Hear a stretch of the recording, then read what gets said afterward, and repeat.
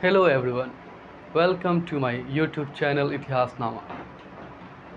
तो जैसा कि हम लोगों ने 12th क्लास का एनसीईआरटी की शुरुआत 3 दिन पहले ही कर दिया है और हम लोग जिसमें पहला chapter bricks, beads and bones के बारे में पढ़ रहे थे। इस चैप्टर का जो दूसरा नाम है द हड़प्पा सिविलाइजेशन है।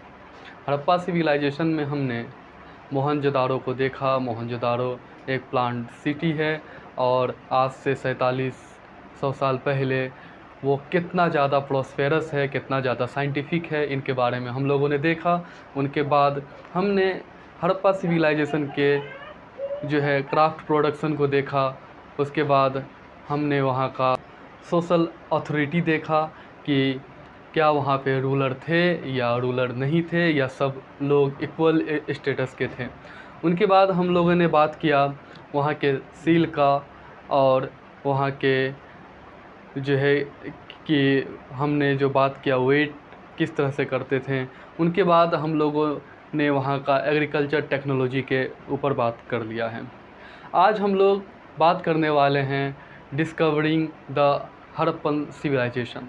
आज हम लोग बात करने वाले हैं कि यह सभ्यता का, ये सिविलाइजेशन का डिस्कवरी कैसे किया गया।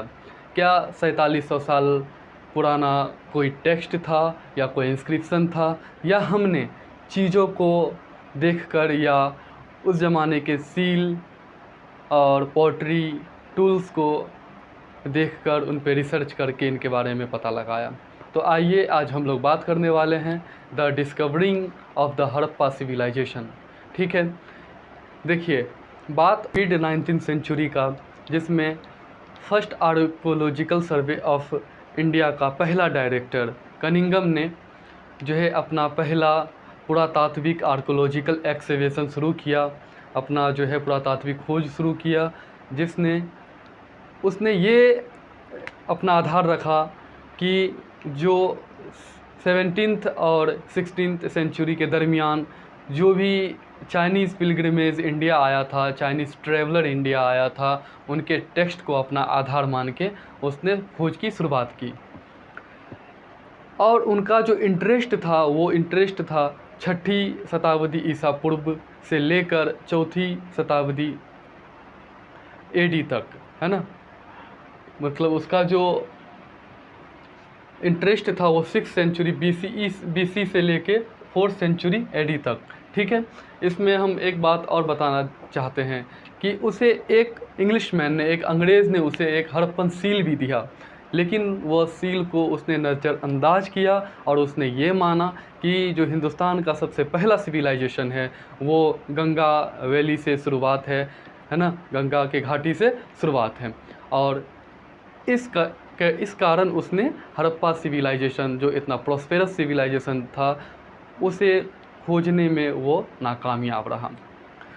तो अब बात करते हैं हम लोग 1921 की। 1921 में दयाराम साहिनी एक आर्कोलॉजिस्ट रहे, एक हिस्टोरियन रहे।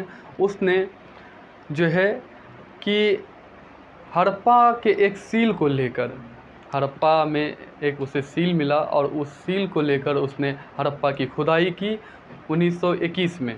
1921 में दयाराम साहिनी ने, है ना,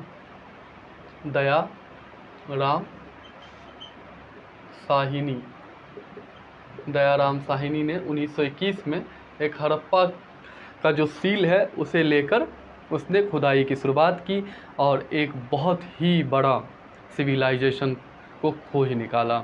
उनके बाद एक और हिस्टोरियन थे, उनका नाम था R D. Banerjee, Rakhaldas R D. Banerjee, Rakhaldas Banerjee, R D. Banerjee थे, आर.डी. बनर्जी थे। उसने 1922 में जो है 1922 में वही एक हड़प्पन सील को लेकर मोहनजोदाड़ो जैसे सिटी का खोज किया। रखलदास बनर्जी ने मोहनजोदाड़ो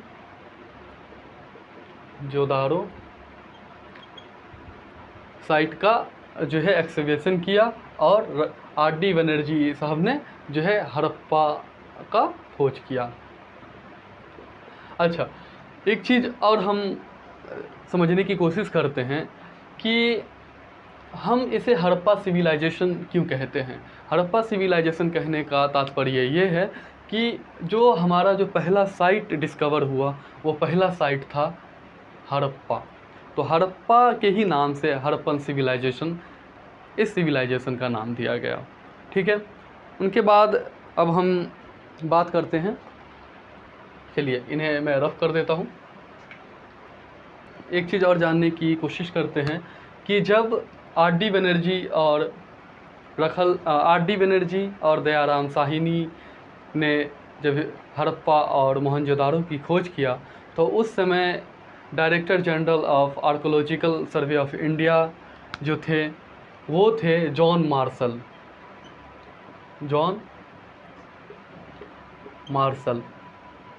ये उस समय के डायरेक्टर जनरल थे ASI के, आर्कोलॉजिकल सर्वे ऑफ इंडिया के क्या थे, डायरेक्टर जनरल थे। ठीक है, तो इसने जो है पूरे दुनिया को ये बताया, सारे दुनिया को ये खबर दिया कि हमने एक नए सिविलाइजेशन का खोज किया जिसे हम इंडस वैली कहते हैं, है ना, इंडस वैली सिविलाइजेशन के नाम से जानते हैं।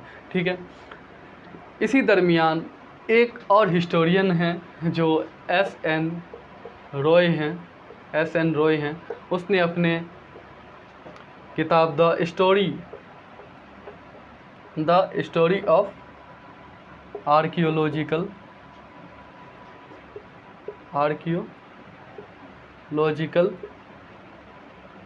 है ना, आर्कोलॉजिकल, इंडियन आर्कोलॉजिकल है, I think, one second, Indian archaeology है ना, इंडियन आर्कोलॉजी। इसमें ये बताया कि जॉन मार्शल जो है ना, जॉन मार्शल जो है वह हिंदुस्तान को 3000 साल पीछे लेकर चले गया। ठीक है, इनके बाद अब हम जो बात करेंगे, एक 1944 में 1944 में मॉर्टिमर व्हीलर नाम के DG आए, डायरेक्टर जनरल ऑफ ASI आए, है ना। तो अब हम जो अब हमारा चैप्टर का आखिरी टॉपिक है, 11वां टॉपिक है ना, 11वां टॉपिक वो है प्रॉब्लम ऑफ पाइसिंग टुगेदर पास्ट। मतलब ये है कि अतीत को जोड़कर पूरा करने की समस्याएं जो हमें पास्ट में seal, bits, bones, tools, pottery ये सब जो मिला है उनके बारे में हम उन सबको कैसे एक अरेंज करें कि कब जो है कब का चीज़ें हैं, और हड़प्पा में जो चीज़ें हैं वो क्रोनोलॉजिकल वाई हम कैसे उस सब को जो है अरेंज करें। तो जैसे कि हमने आपको पहले भी बता दिया है कि जो हड़प्पन स्क्रिप्ट है वो अभी भी पढ़ा नहीं गया है, अभी भी डेसिफर नहीं किया गया है, उसे अभी भी हम पढ़ नहीं सकते हैं। कई सारे टेक्स्ट मिले लेकिन हम उसे इंस्क्रिप्शन मिले, मतलब टेक्स्ट नहीं इंस्क्रिप्शन मिले जिसे हम पढ़ नहीं सकते हैं। ठीक है, तो जब हम पढ़ नहीं सकते हैं तो उस वक्त के दरमियान की चीज़ों को और भी अच्छे तरीके से समझ नहीं सकते हैं। देखिए, जैसा कि एक समस्याएं आती है, हड़प्पा का एक सील है, ठीक है, हड़प्पा का एक सील है, आप NCERT में उसे देखेंगे, ठीक। तो इस सील में ऐसा है कि इसे ये कहा गया है प्रोटो शिवा, ठीक है, प्रोटो शिवा सील कहा गया। इसमें एक व्यक्ति है जो बीच में क्या है, अपने योगिक पोजीशन में बैठा हुआ है, ठीक है, एक व्यक्ति है जो अपने योगिक पोजीशन में बैठा हुआ है और उनके चारों तरफ कई जानवरें हैं, ठीक है। तो अगर आप इसे देखें, एक मिनट थोड़ा रुक जाते हैं, आज़ान हो रही है।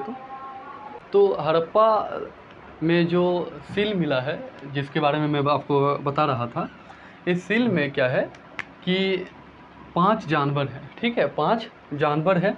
एक जानवर यहाँ है, ठीक, एक जानवर यहाँ है, एक यहाँ है और एक यहाँ है। और 2 यहाँ हैं। अच्छा, इन 5 जानवर का मैं नाम आपको बता दे रहा हूँ, ठीक है। यहाँ पे जो है राइनो है, ठीक है, यहाँ पे राइनो है, इस जगह पे एलिफेंट है, हाथी है, ठीक है। और इसके बाद यहाँ बफेलो है, भैंस है, और यहाँ टाइगर है, ठीक। और ये दोनों जगहों पे 2 डियर है, हिरन है, ठीक है। अच्छा, तो यहाँ से हमें एक कन्फ्यूज़न क्या क्रिएट होता है कि ऋग्वेदा में एक आप गॉड का नाम डिपिक्ट किया गया है जिसे हम रुद्रा कहते हैं, मेंशन है जिसे हम रुद्रा कहते हैं। तो हिस्टोरियन का मानना है कि ये जो है ये रुद्रा ही क्या है, शिवा है ना। और हो सकता है कि ये जो योगिक पोजीशन में बैठा हुआ व्यक्ति है ये शिवा हो, ठीक। उनके बाद इसे पशुपति भी कहते हैं, ठीक है, इसे हम पशुपति भी कहते हैं। और जो पशुपति है वो पशुपति कहीं मेंशन नहीं है ऋग्वेद में, ठीक है। जो ये पशुपति, इसे हम पशुपति सील भी कहते हैं, ठीक है, पशुपति, ठीक है, मोहरे या सील कह सकते हैं, ठीक। ये ऐसे यहाँ से टूटा हुआ है, ये जो मिला है ये टूटा हुआ कंडीशन में मिला है, इस तरह से टूटा हुआ है, ठीक है, इस तरह का है। और कुछ लोगों का मानना ये है कि ये हो सकता है ये जो योगिक पोजीशन में बैठा हुआ व्यक्ति है ना, ये शामन हो। अच्छा, ये शामन किसको कहते हैं? ये शामन वो होता है जिसे हम जादूगर कह सकते हैं, और वो जादूगर दूसरे दुनिया के लोगों से बात करता हो। तो इस शामन को हम ये भी ये हो सकता है कि हिस्टोरियन का मानना ये भी कि हो सकता है ये क्या हो, शामन हो, ठीक है। तो इसके बारे में हम लोगों ने देखा कि प्रोटो शिवा जो है पशुपति सील है। पशुपति सील में कितने 6 जानवर हैं, जिसमें 5 टाइप के जानवर हैं और 5 टाइप के जानवर हैं जिसमें 2 क्या है, डियर है। मतलब 5 जानवर है, इसमें 5 एनिमल हैं, और एक हाथी है, एक राइनो है, एक टाइगर है, एक बुफेलो है, और 2 डियर हैं, ठीक है। उनके बाद अब हम यहाँ के रिलीजन पर अगर देखना चाहें या सोशल स्ट्रक्चर देखना चाहे तो हम यहाँ पर भी बहुत कंफ्यूज हो जाते हैं। कैसे कंफ्यूज हो जाते हैं? अब जब हमें इनके बारे में अच्छे से मालूम नहीं है कि ये योगिक पोजीशन में बैठा हुआ व्यक्ति शिवा है या कोई सामन है, तो हम इस बात का कैसे पता लगाएंगे कि अगर ये शिवा है तो हो सकता है हड़प्पा सिविलाइजेशन के दरमियान लोग शिवा को पूजते होंगे, रुद्रा को क्या करते होंगे, पूजते होंगे। और अगर ये सामन है तो इनका कोई जानकारी नहीं है कि इसे हम पूजते थे या नहीं पूजते थे। हाँ, लेकिन ऐसा भी है कि कई सारे हमें वहाँ पे मूर्तियाँ मिली है, जो मूर्तियाँ मदर गॉडेस्ट हैं, ठीक है। तो हो सकता है कि हड़प्पा सिविलाइजेशन के दरमियान हड़प्पा के लोग जो है मदर गॉड को पूजते होंगे, ठीक है। इनके बाद आपको जैसे मैंने बताया था कि प्रिस्ट किंग मिला है, ठीक है, डांसिंग गर्ल मिला है, ठीक है, और कई सारे और भी ऐसी मूर्तियाँ मिली है, ठीक है। तो एक चीज़ और भी आप लिख सकते हैं कि जो मदर गॉड मिला है ना, गॉडेस, एक और भी लिख सकते हैं मदर गॉडेस है ना, मदर गॉडेस मिला है। इसे हो सकता है कि हड़प्पा के लोग पूछते होंगे। इसका कोई पुख्ता एविडेंस नहीं है, बस हम जो है कि मूर्ति इस तरह का है, उसे मिलने के कारण ही हम इस तरह का क्या कर सकते हैं, प्रेडिक्ट कर सकते हैं कि हो सकता है उसे पूजते होंगे, ठीक है। इसी तरह से हम प्रोटो शिवा के बारे में कह सकते हैं, ठीक। तो हमारा जो एनसीईआरटी का हिस्ट्री का पहला चैप्टर है वो यहाँ से समाप्त होता है, और आगे के जो लेक्चर में हम लोग सेकंड चैप्टर की बात करेंगे, ठीक है। और यहाँ से इस क्लास को हम समाप्त करते हैं। देखिए, एक बात और कहना चाहते हैं कि मैं कभी भी अपने चैनल पे ये नहीं कहता हूँ कि आप सब्सक्राइब करें, लाइक करें, है ना? लेकिन मैं इतना हमेशा कहना चाहूँगा कि कम से कम फीडबैक दें कि हमने जो पढ़ाया है ये कारगर है, ये या नहीं है ना? या कहाँ समझ में आ रही है क्या, या नहीं समझ में आ रही है, ये फीडबैक ज़रूर दिया करें, ठीक है? शुक्रिया, थैंक यू, अपना ख़्याल रखें।